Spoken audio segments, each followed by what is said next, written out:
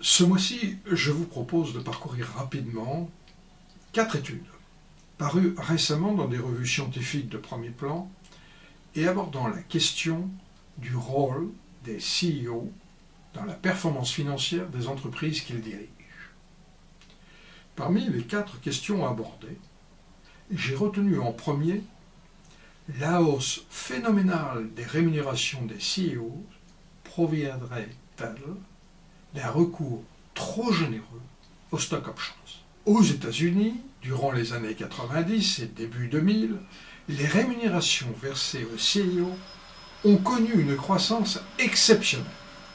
Pour les CEO des sociétés appartenant à l'indice Standard & Poor's 500, la compensation totale médiane est passée de 2,9 millions de dollars en 1992 à 9,3 millions en 2001. Shaw et Townsend s'interrogent dans un article publié dans le Journal of Financial Economics sur la pertinence d'une hypothèse qui pourrait en grande partie expliquer cette envolée des rémunérations des CEO. Elle serait la conséquence d'une utilisation mécanique des stock options, où le même nombre d'options seraient versées sans tenir compte de l'accroissement de leur valeur suite à la hausse générale des cours en bourse. La conséquence d'une telle pratique est simple. En maintenant constant le nombre d'options attribuées, ici dans l'exemple 50 000, la valeur de ces options augmente dans la même proportion que le cours de l'action, ici dans l'exemple 60%. Plus la bourse augmente, et ce fut le cas avec la tech boom, plus la rémunération grossit. L'exemple ci-dessus a été construit à l'aide du fameux modèle de Black-Scholes. Pour tester cette hypothèse, ces auteurs exploitent un échantillon de 947 entreprises américaines ayant appartenu à un moment ou à un autre entre 1992 et 2010 à l'indice Standard & Poor's 500.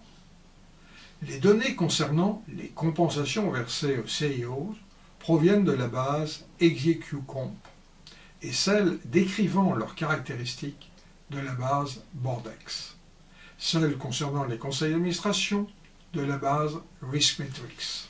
Les données comptables ont été relevées auprès de la base CompuStat, les données boursières auprès de celle CRSP et du site de Fambrey de French.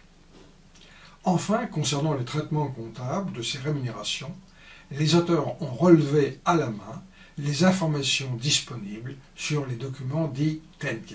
Nous reprendrons dans ce qui suit le terme de compensation utilisé dans l'article pour désigner à la fois les sommes perçues par les CEO en cash, salaire, bonus, en actions et en stock options. 2 types de mesures de la rigidité dans la fixation du nombre de stock options attribués ont été utilisés.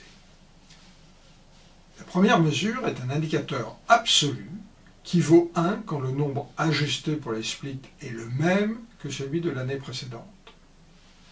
Le second indicateur est dit de référence quand la variation correspond à une fraction particulière, par exemple 1,5, 1 quart. L'année précédente sert à l'évidence d'année de référence. Par parcimonie, nous ne présentons ici que quelques-unes des nombreuses études fournies. En premier, les auteurs mettent en évidence les effets d'un recours rigide à des nombres fixes d'options. Pour ce faire, il y a d'une part l'étude du lien entre la variation du cours en bourse et la variation des composantes de la compensation. D'autre part, celle des effets de contagion sur les firmes proches. 2 hypothèses peuvent être invoquées pour expliquer ce recours à des nombres rigides. L'optimalité de ce choix ou, à l'inverse, le manque de sophistication. Pour ce faire, les auteurs utilisent un cadre expérimental fourni par 2 réformes presque concomitantes venues de la SEC et du FASB. La variable dépendante est une variable muette qui vaut 1 si le nombre d'actions ou le nombre d'options attribuées est rigide. La variable d'intérêt est une variable d'interaction de la présence d'options et d'une période post-réforme. Un vecteur de variable de contrôle quantique s'est introduit dans la régression.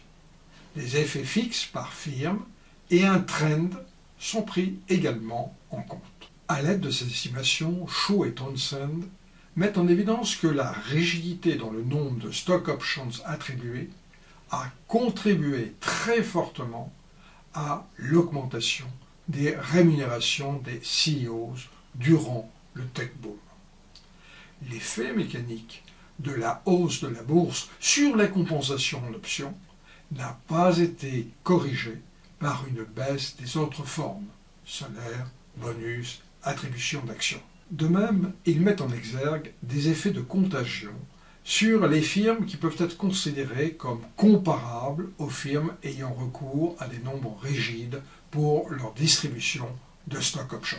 Enfin, ils montrent que lorsque la réglementation comptable du FASB impose la prise en compte non du seul nombre, mais de la valeur estimée des stock options attribuées, et lorsque les règles de la SEC en imposent la publication, le recours à des nombres dits rigides dans l'attribution d'options se fait alors beaucoup plus rare. Or, si l'attribution d'un nombre rigide était d'un point de vue économique une solution optimale, elle ne devrait pas être affectée par un changement quelconque de réglementation.